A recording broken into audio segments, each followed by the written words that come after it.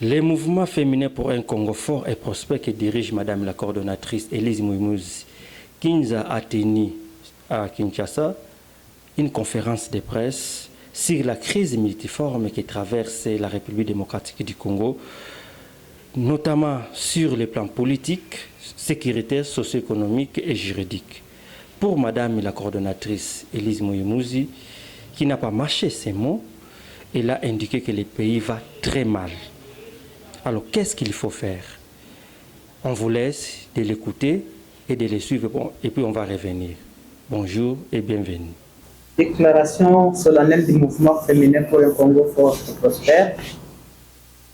Vu la crise multiforme que connaît notre pays depuis des décennies, et cela démontrant surtout aujourd'hui les limites au niveau notamment du leadership et de la gouvernance politique, sécuritaire, économique et juridique, ce qui conduit inéluctablement, s'il n'y a pas, au cours de cette année 2023, un sursaut général et un grand bond en avant vers un chaos total, voire vers une implosion de la République démocratique du Congo.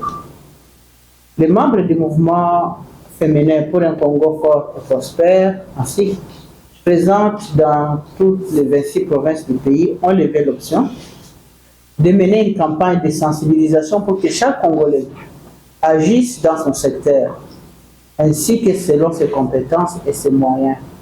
Tout cela conjugué dans une synergie commune au niveau national, provincial et local, afin d'éviter au pays le chemin du chaos, fomenté depuis des décennies par des acteurs internes et externes bien connus, et qui éclatent maintenant au grand jour en jouant chacun sa partition, comme le fait le mouvement féminin pour un Congo fort et prospère.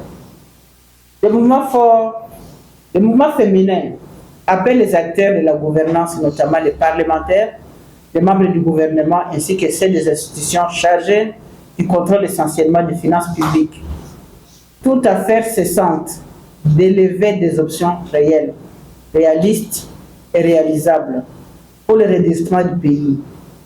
Pour le mouvement féminin pour un Congo fort et prospère qui a appelé les acteurs de la gouvernance, notamment les parlementaires et les membres du gouvernement, ainsi que ceux des institutions chargées de contrôle, essentiellement des finances publiques, toute autre affaire cessante, de lever les options réelles, réalistes et réalisables pour le redressement du Congo. Et pourquoi Madame Elise l'a dit, vous les suivez. Alors, le Congo n'est pas comme tout autre pays. Vous devez le savoir, vous êtes jeune. Donc je ne le cache pas, c'est un pays riche, très grand, convoité, de l'interne comme de l'extérieur, de la communauté internationale comme des autres voisins. Donc les Congolais doivent être aussi aptes à comprendre les enjeux qui se passent dans leur propre pays. Lorsque vous prenez une décision, vous ne la prenez pas parce qu'il faut régler un problème que vous voyez là. Vous la prenez dans le contexte global, dans la géopolitique, dans la stratégie internationale pour comprendre où est-ce que vous allez. Et c'est la raison peut-être pour laquelle nous avons pris du temps pour voir où est-ce qu'on allait, parce qu'on nous dit, bon, les hommes sont là devant, nous leur faisons confiance, vers vos noms de voix, ils sont au Parlement, ils vont discuter. Mais on n'a pas vu ces mouvements, donc cette dynamique interne du pays qui ramène des solutions que nous voulons. Et nous nous sommes dit, non, on est vraiment à la croisée des chemins, il faut maintenant agir. Il faut agir, sinon ça sera trop tard. Sinon, demain, nous serons sous le cheating de l'HCR, nous serons esclaves dans notre propre pays. Si nous ne nous levons pas, nous sommes nombreux. Nous sommes nombreux, nous avons les intelligences, donc battons-nous pour le pays d'abord. Madame Elise ne s'est pas arrêtée là-bas, il a quand même donné des recommandations. Mais qu'est-ce que Madame a dit? Qu'est-ce qu'il a donné comme recommandation, comme conseil? Vous les suivez. Les recommandations fortes concernent ainsi les secteurs suivants. La sauvegarde de l'intégrité territoriale du pays. 2. Le développement harmonieux du processus électoral. 3. La redéfinition et le réajustement des indicateurs et agrégats des finances publiques, du budget national, de l'économie nationale pour la lutte contre la pauvreté et le balisage du processus vers le développement durable. D'autres recommandations également fortes sont faites aussi en direction d'une part de l'opposition, pour qu'elle se démontre comme une alternative pertinente, et de l'autre, les organisations de la société civile, comme les confessions religieuses, les médias, les mouvements sociaux, pour qu'ils soient réellement un contre-pouvoir et non un anti-pouvoir. Non seulement d'alerte et de dénonciation des anti-valeurs, mais également une dynamique des propositions, des solutions alternatives concrètes au grand bénéfice du pays.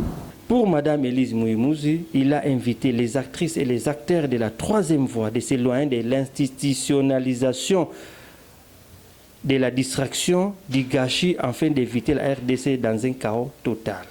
Nous devons quitter réellement les sentiers battus de l'institutionnalisation de la distraction, du gâchis, de la dérive, afin d'éviter à la RDC un chaos total, une disparition annoncée et entretenue par les forces internes et externes connues.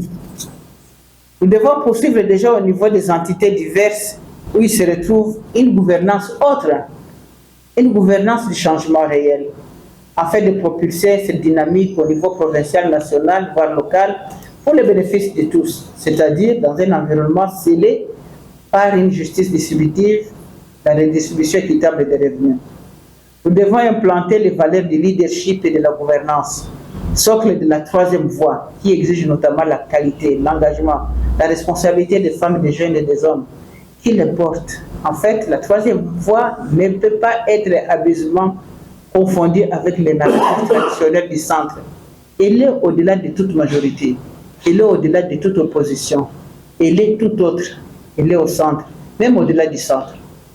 Dès lors, face à la majorité, à l'opposition, au centre et à la société civile de l'actuel environnement politique national, la troisième voie, par des réflexions, actions transformatrices, génératrices de notre ordre, donne un nouvel élan aux différentes luttes, notamment celles qui sont contre la pauvreté, le sous-développement, les mettant au centre du travail, des élites politiques, des élites économiques, des élites sociales, des élites culturelles et environnementales.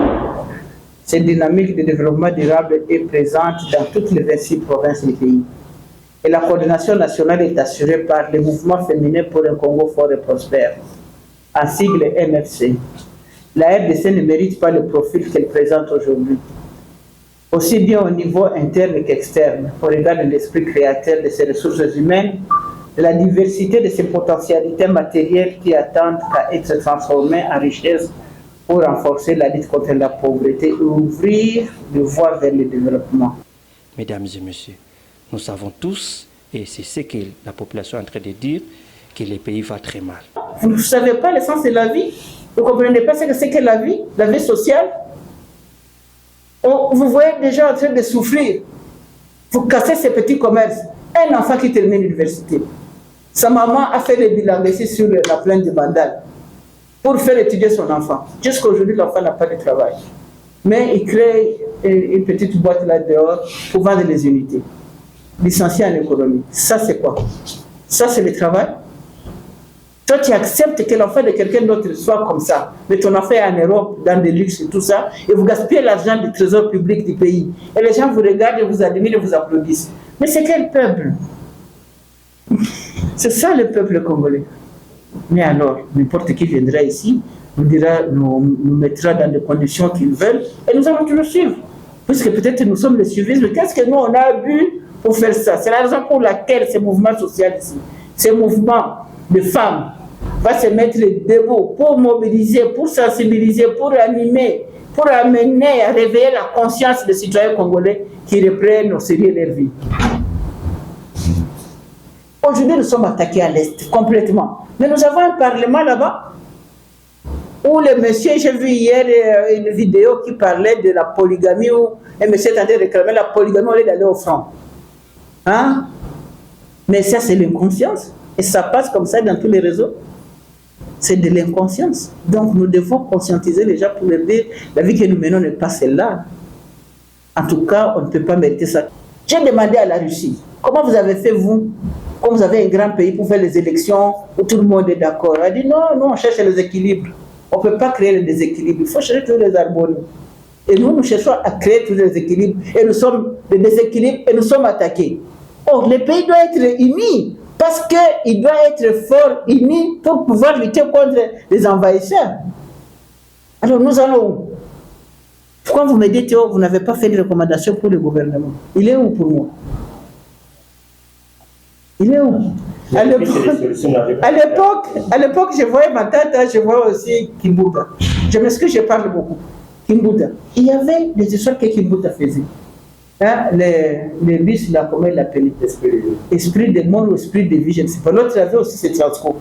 Donc, on a dit non, c'est le Premier ministre qui a fait les transcours, le gouverneur a fait l'esprit de vie. Donc, et ça, il y a quelque chose là que les deux là sont en train de se faire, tu le voyais. Pendant que je suis dans l'embouteillage, il me dit, là où? Tous les jours l'embouteillage, il ferme la route de Mbessek. Il ferme la route de 80 jours. Il ferme Mouma. Mais nous passons où? Le même jour, vous fermez tout. Ça veut dire quoi? Vous ne savez pas faire circuler les personnes, vos sujets, dans la ville que vous gérez? Non, quand même. Merci beaucoup. Nous sommes arrivés à la fin de notre émission spéciale que nous avons réalisée pour vous. Merci de continuer de nous faire confiance. Mais s'il vous plaît, pour que vous ne puissiez pas rater d'autres vidéos, abonnez-vous massivement à votre YouTube télévision en ligne, Abdoul Connexion TV. Surtout, partagez. Partagez parce qu'il y aura des bonnes choses qui arrivent. Merci beaucoup. Derrière la caméra, nous avons le directeur de production, Aigle Abibou Apumbwaga Likolo. Azana Moutmoussou Akokani Naete, c'est lui qui fait toute la magie que vous voyez sur nos lignes. Merci et à la prochaine.